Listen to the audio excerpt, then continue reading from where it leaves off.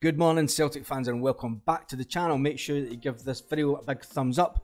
And this morning, Celtic FC news: Celtic and Rangers are now chasing after Jo Chung-sung after the Sevco they're trying to hijack a bid, but there's been a shock bid for 4.2 million launched by Americans MSL club. There's a 2.2 million price tag for a player that could end up at Celtic.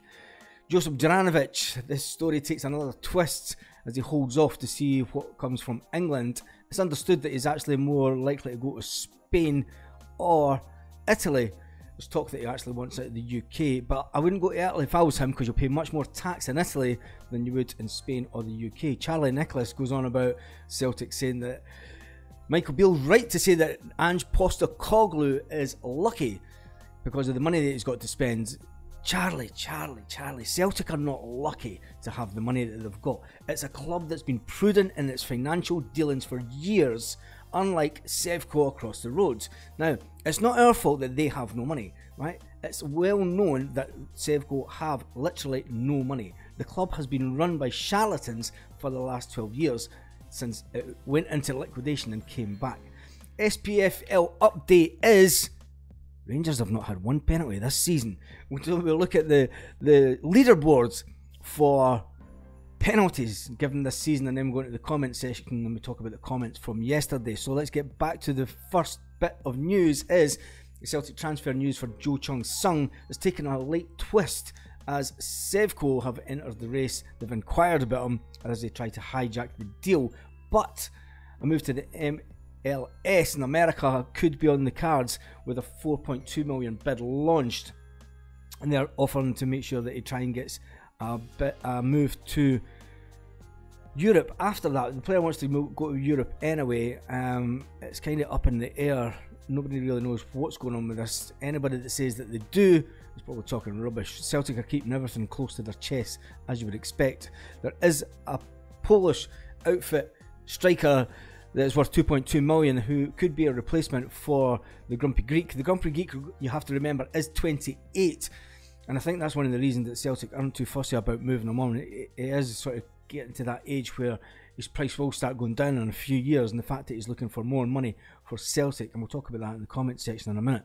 Anyway, there could be a 2.2 frontman as a potential replacement, according to a Polish outlet. Josip Juranovic, it's understood that the Croatian international, who came from Legia Warsaw in the summer of 2021 for just 2.5 million, now is to be on his way out of the Scottish champions.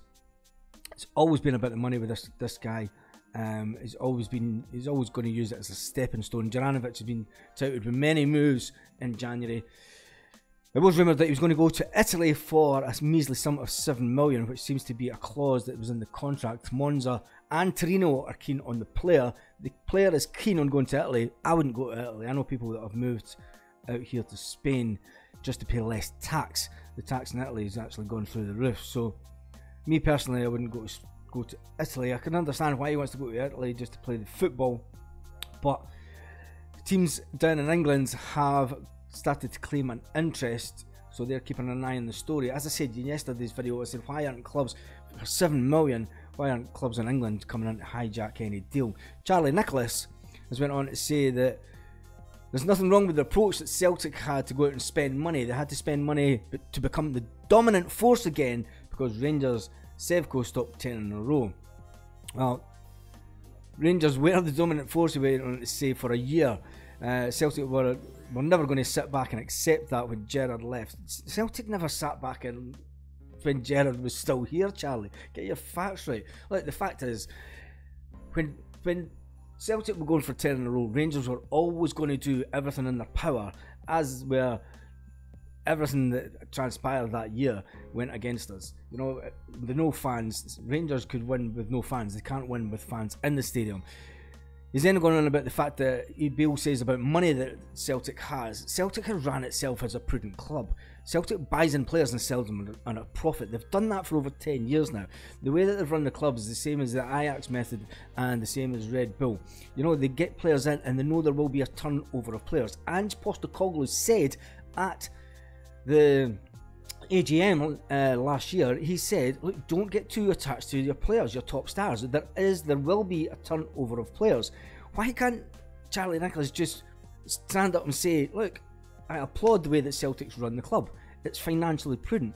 Rangers have no money because they're not financially prudent. They've not had to take out directors' loans in the last 5 years. They've not had to pay back directors' loans in the last 5 years. They've not had to take out loans with close brothers who have a 50% APR. And all that's common knowledge out there if you know where to look for it. Anyway, getting away from the fact that Charlie Nicholas thinks that Celtic are lucky to have the money that they've got. They're not lucky. It's the way the club is run is prudent.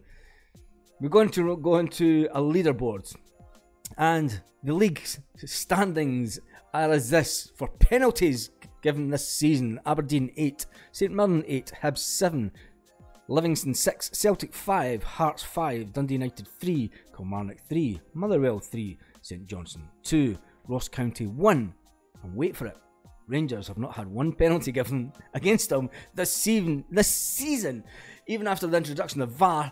Even the fact that Connor Golston is playing as a goalkeeper a couple of times a week, Rangers have still not had one penalty given against them this season. Amazing that. Absolutely amazing. So let's jump over to the comments section and see what you're saying about yesterday's video. Borders Boy says the only reason that Fenian Samurais came was because of Ange. Our Japanese boys are going nowhere. Something Today says Kamonza hoops step backwards for his career. Yep. Going to Monza would be a massive step back. I can understand why he wants to go to Italy, but the high tax in Italy would put me off. Stuart Dixon says 7 million plus add-ons for JJ is decent given the lack of consistency this season in the league. He done well in the World Cup, but in the league and the Champions League he's been well below par, and he has that, and I think Celtic should now just take the money that they're going to get from him and get him out the door as quick as. And Kevin says Gigi is getting the same treatment as Di Canio a few years back. Yeah, we'll remember what happened to Di Canio. He wanted more money as well. I thought those days were gone with the old board. I think Gigi's come in and he's thought he was going to be the first striker at the club, but the thing is we've got a striker that does really well. And when you look at the fact that Gigi hasn't scored a goal since October, and the age that it is, Ange is all about bringing in young players, bringing them on and obviously selling them on.